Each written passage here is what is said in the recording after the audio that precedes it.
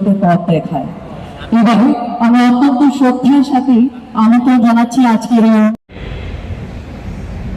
दोनों हाथों को रिलैक्स करते हुए कमर के पास रखेंगे।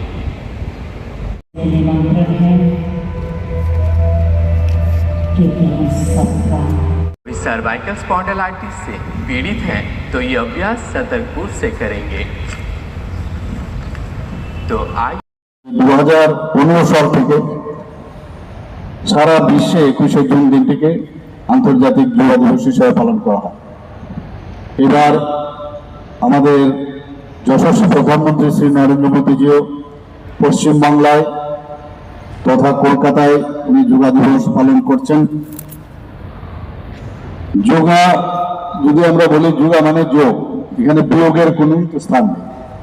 নিজেকে চেনা, নিজেকে জানা, এবং এটা শুধু আজকে বা কালকে এরকম না, এটা বহু যুগ ধরে আমাদের ভারতবর্ষে হয়ে আসছে।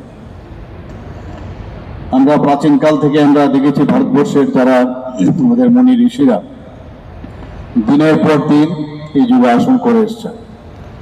আমরা এটাকে বুঝতেও পারিনি যে যোগার মাধ্যমে আমরা এত কিছু এখানে আমরা পেতে পারি, যেটা আমি বললাম যে যোগ যোগ, সেটা আজকালকার যারা ছেলে মেয়েরা আছেন তাদের আমার মনে হয় বোঝা প্রয়োজন।